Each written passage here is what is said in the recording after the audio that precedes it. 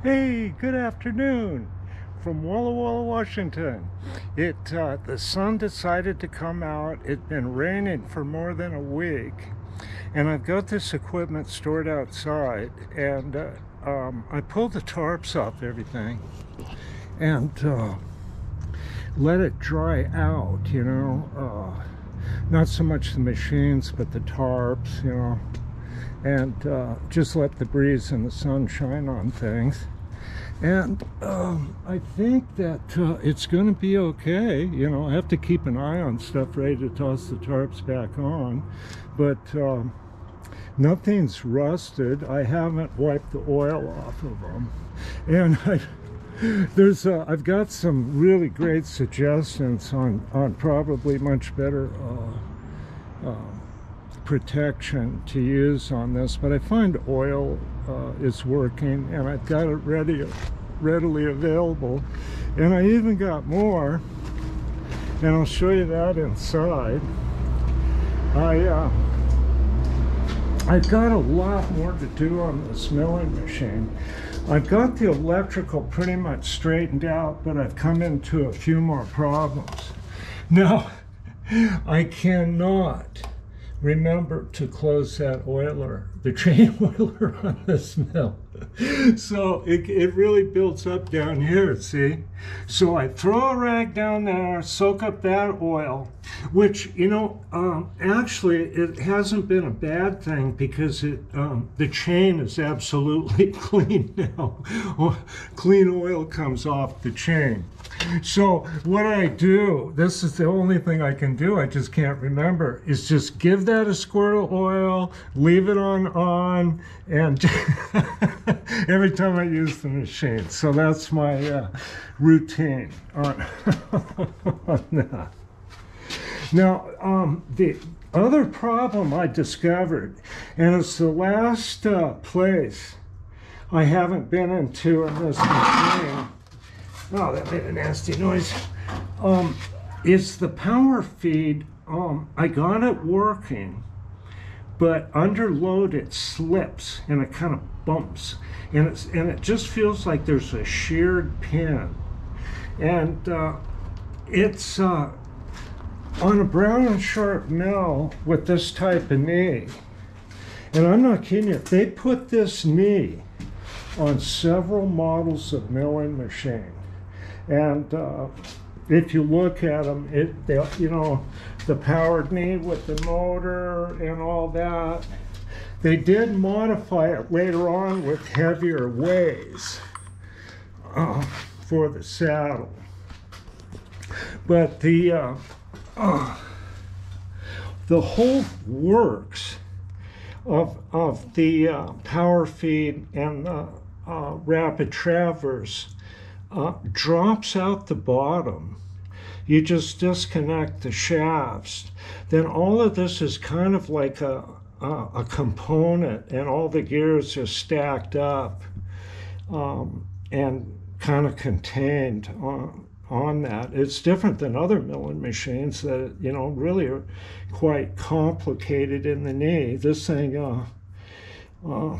is probably meant to be serviced, because it probably breaks a lot. I'm more used to the Kearney and Trecker and Cincinnati machines, and on that I did find on eBay a number 2 size Cincinnati milling machine that had a sliding head. And you know how the Cincinnati has a dovetail, and it did the same thing this does, using that drive spline. I got a collet chuck in there now, but the one thing the Cincinnati didn't have is a little bit of quill feed here, like this had. But it was an older Cincinnati, and it wasn't a dial type, so is an earlier type like this. So they quit doing this when they come out with the sliding head mills. And of course Cincinnati made some great powered overarms, which is a lot better arrangement. That it puts your spindle up higher. so you have more daylight. So they call this those like tool makers' overarms, and I guess they would be, because this is not real production oriented. I got a Axelson collet chuck in here, and I don't know if you remember from an earlier video that this spindle is actually soft, and it was damaged from a tool holder spinning it in the past. And because see, there's no drive keys on this, and I corrected it with a scraper. And what I did, it might be some confusion there, I used the back part of that taper with those scrapers to guide, to get the piled up metal that was at the nose here. So I didn't really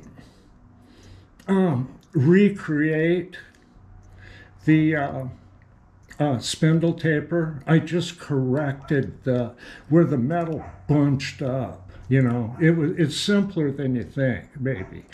Now, it's kind of unusual to have soft spindles in machines, but I've seen it on these war machines, and you can live with it, okay? And I have to watch this, make sure that the tool holders are, you know, clean in there and good and snug, and don't overload it, okay? Or I have to fix it again. But I think it'll be just fine. I'm actually going to be, you know, really pretty light duty on this thing, because I'm mostly just fixing other machines. You know, I'm not manufacturing anything, or generally have to remove a whole bunch of metal. Now, you know, I had the last machine I had, I think it was a Cincinnati. But I didn't have a vertical head for it, and I let everything I had go with that machine, which is probably okay. It was pretty junky. But I'm starting out with really good tools on this one, and I found the tooling quite cheap, you know. So this is going to be a pretty neat thing in this little shop here. Now, one of the things I think that a lot of people don't realize, I wanted to bring it up, is that, you know, with these heavier machines, like this Monarch 10EE lathe, that's a small machine, but it's, you know, really quite heavy. You can work more difficult materials on it, like pre-hardened materials. Pre-hardened 4140s, and there's just a lot of variety of material like that. And what this machine does, and why it's still valuable, is you can machine those harder materials with high accuracy and eliminate hardening and grinding operations. So that's why a machine like this is still valuable. And the same with the jig bore here. It'll machine extremely hard alloys and materials with high accuracy because of the design of the spindle. I've got the boring tool sharpened here, so see, I returned the machine here kind of like I normally have it. I have that little vise in the workhead, so I can just grind whatever, put this little rest in there and grind stuff, you know, or quickly set it up to grind boring bars and things like that. I'm going to punch some holes with the jig bore here so you can kind of see that work. And